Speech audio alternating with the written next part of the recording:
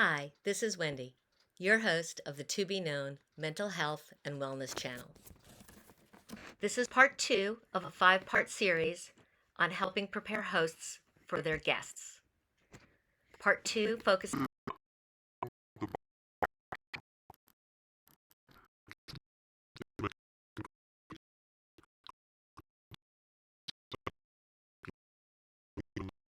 So the next thing would be what's going on in your body and your brain.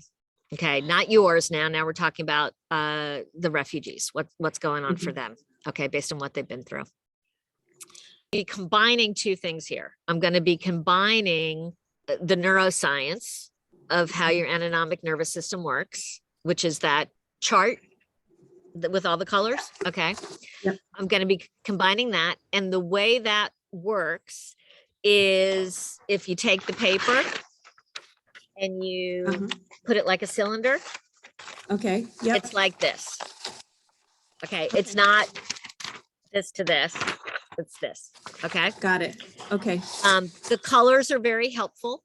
And so when I go through it with you, I'll remind, I see that you got it in black and white. So I'll tell you the colors. Because that's actually really useful. The colors can be really useful. Okay. So I'm going to be combining the neuroscience of what's going on in your brain and your body with evolutionary biology and psychology. Okay.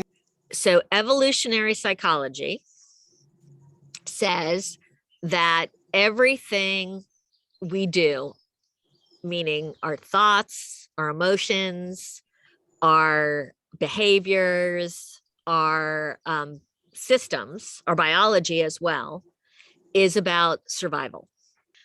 Ultimately, we have been charged with, and so our design is to perpetuate the species. The way we used to think back in the day when I was growing up, I remember learning about memory, and whether it would be in school or the way they would portray it in movies or books would be, I could access every memory that ever happened, right? Someone hypnotized me or whatever, I could come up with what happened on that day. Okay. That's not how we think it works now. More the way memory works is like a library. And there's stacks and stacks of sorted memories. A stack of the first time I ever met somebody. A stack of what happens when there's a loud noise. A stack of what happens when there is tension or arguments or conflict. Okay. And when I come into a new situation, what comes up is, what do I know about this? What do I know about when there's a loud noise? What could that be? What do I know about conflict? Okay, that comes up immediately so that I can make a survival decision. You know, when there's a loud noise, my first thought would be someone got a flat tire or, you know, something of that nature. Okay. I've had clients who have been through war and their first thought is it's a bomb. Okay. It's what I know, right? So for me, that noise, that loud noise, somebody dropped a plate or something like that. Yes, I'm triggered. But my response, what I know about that is it's a plate, it's a flat tire, it's a whatever. So I look to check, but and then I see what it is, and then I can calm down. Somebody who's been through war, I hear a loud noise, I go straight into an autonomic response. What do I know about this? I run, I hide, whatever. And so you'll see things like that. You'll see things like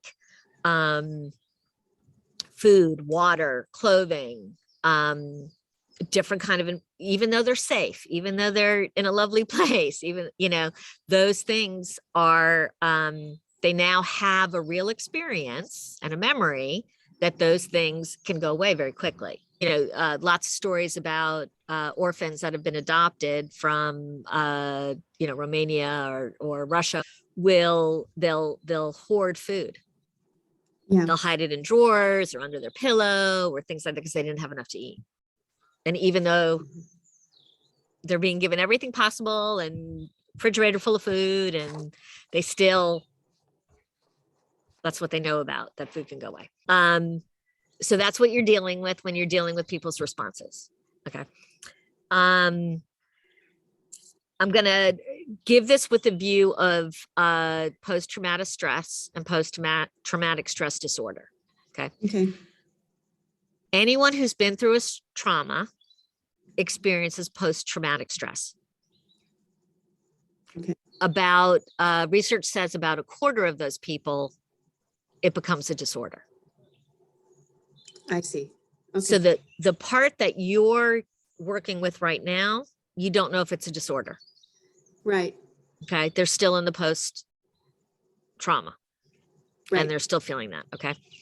And their body is at a certain level of this experience. This chart was developed for use by a therapist working with someone with PTSD in the room. Okay. And it is meant for my observation of what's going on with the client and if they are able to engage with counseling or not. Okay. It is really, really useful just in general for understanding the autonomic nervous system, helping with any kind of panic, anxiety, even understanding depression, which is how I usually use it with a client. So I've shared this hundreds of times, and it's really, really helpful for people to understand what's going on for them. Okay, so it kind of starts here in where it says calm, which is green, I would call green space. Okay. Yep. This is kind of what I was just describing about why you are in a position, because you're in a position where you're safe and your home is there and those kinds of things, you are able to help in a way that someone experiencing it cannot engage with.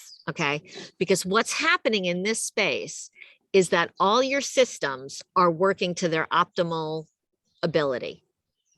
All right. So if we kind of picture, if I simplify it and we kind of picture, there's a giraffe out on the plain, and the sun is shining and it's with his giraffe buddies, and they're eating leaves. Everything's working. My digestion is in full operating order. I have peripheral vision. I can see all around. I can hear the birds. I can connect with all the various, I can feel the wind on me. I can connect with all the various things that are going on. Just saw a bird fly by. I can connect with all those things. I can invent. This is where I can invent. This is where I'm imaginative. I may sing. I might just be calm. I might have joy, just in my surroundings. That's what this green is. Okay. And our system is designed in this way. Again, if we're agreeing with evolutionary biology, it's designed in this way for survival. Okay. So the goal is really to always be getting back here. Okay. The goal is not that we stay there all the time, but it's to kind of restart the system. Okay. And this will talk about all the things, when you can read it more clearly, all the things that are happening in your body when you're in this state. The important ones for right now is my emotions, calm, pleasure, love, sexual arousal, my contact with others, probable, I'm able to interact, my integration. And what that means is integration between what's going on around me and my full access, connectivity, cognitive assessment of what's going on, fully integrated. Right? Likely it's saying, okay, most likely integrated, right? So, yeah. All systems go. All right. The next one is the blue. And in the blue, I've started to activate my sympathetic nervous system. This is that fight, flight, freeze. This is the vagus nerve being activated. Okay. Also, normal life. I heard a noise. Okay. Now, what we're determining is the noise a tiger in the room? Am I in mortal danger? Or is it, someone dropped a plate? Okay. So if we go back to our giraffe example, all of a sudden they hear a rustle in the bush. What do I know about a rustle in the bush? Right. So what's happening in my systems now is everything's slowing down, not terribly, but a little, so that if necessary, I can prepare to run away. Right. So always instinctively, first and best choice, flight. If I can't run away, fight. And if I can't fight back, freeze. Okay. So that's being assessed. All right. So the giraffe may assess, what do I know about what's rustling in the bushes? That's a tiger. I run away. Right. So I kind of time travel. I go into the past. What do I know about this? I go into the future. What am I going to do about it? And I run away. I shake out any of the cortisol, adrenaline that's come into my system. And then I'm back to green. Okay. Unless it's a tiger. All right. So important what's going on when I'm active and alert is my peripheral starts going like this.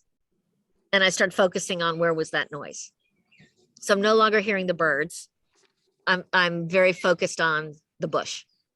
Yeah. Okay. So that's what I see. It's what I hear. All my attention is there.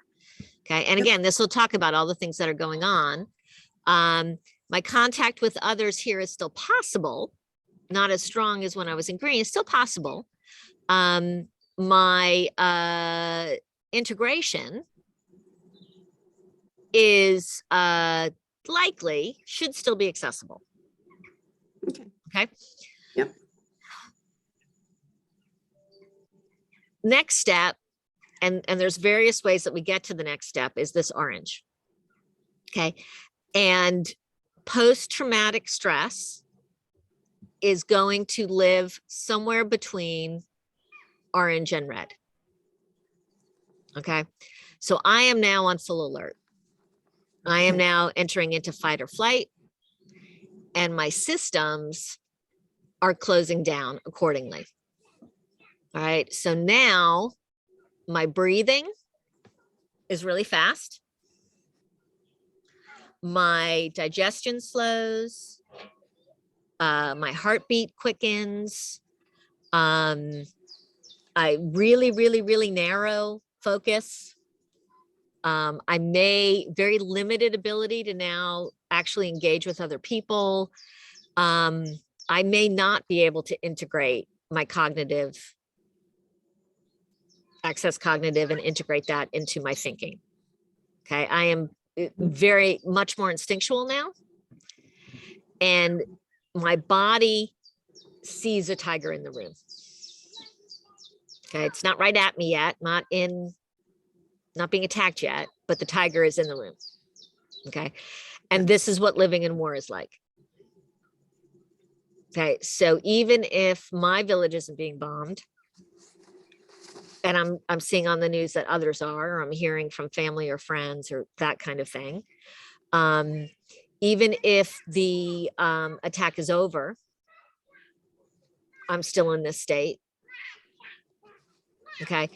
I am, what happens at this point is that so vagus nerve goes from your brain to your belly and back up again. And it's given all this information. Tiger, no tiger, tiger, no tiger. Okay. When it's activated, this is like, as I'm describing it, I'm doing it, right? My shoulders go up, my teeth get clenched, my body is getting ready to respond in some way. Okay. So I am taught, I am like this. Okay. But this is the state that you're in. Okay. Now, if the attack continues, can't run away, can't fight back. Now I'm actually going into freeze. Okay. So this is, so what you're going to find is people that got away are going to be better than people that have experienced the actual interaction.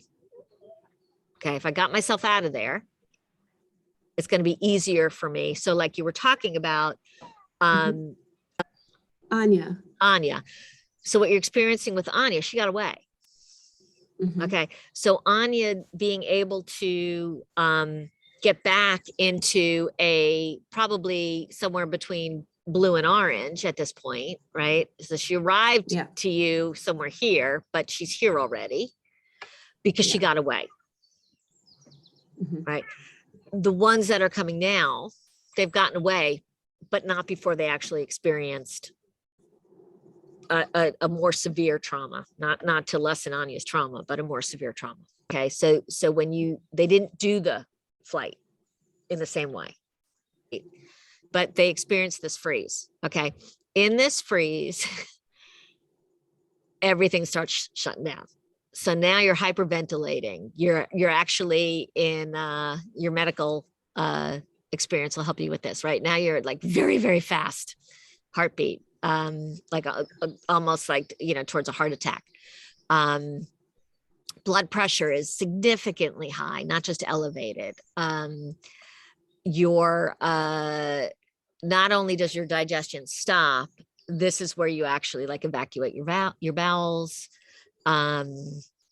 vomiting, things of that nature going on, extremes, feeling extremes. I'm extremely hot, I'm extremely cold. Basically my systems have started to shut down. At this point, it's impossible for me to integrate anything I know with what's happening in the moment. Okay. And I highly unlikely that someone can talk me down. Somebody in this, you're going to experience, there's not going to be a whole heck of a lot you can say to calm them. Okay. If it continues, if I don't get away, now I go into hypofreeze. And basically what's happening is my systems are shutting down. I'm going to pass out. Okay. I'm going to go into major panic attack until my systems all just, I'm out. And so now I'm completely disassociated. So either I've fainted and I don't feel the tiger, or I'm completely disassociated from my body. So even I'm numb. So even if the tiger gets me, I don't feel it. All right. And that's what your systems are designed for. After that happens, I then go into this. Now I'm back into the parasympathetic. So basically I'm spent. Everything goes and my system is completely spent. And I am like depression. This is where I'm at. And what's happening here is your body is got to heal and it's got to rest. And if we go back to that evolutionary psychology, what is depression? Depression is withdrawing you so that you can rest, that you're not, your immune system is really low now, easy to pick up a cold, a flu, a COVID, a whatever. So this depression that you feel, this numbness that you feel is actually keeping you from integrating with people, keeping you from going out, wanting you to stay on the sofa, complete burnout. And the only thing you can do here is rest. You need to rest. And as your body starts having rest, then you might start engaging with, I'm going to have a walk. I'm going to talk with somebody. I'm going to, and that can take various different amounts of time, depending on, again, what you've been through, right? Okay. And you told me some of the things you've been doing and it's spot on.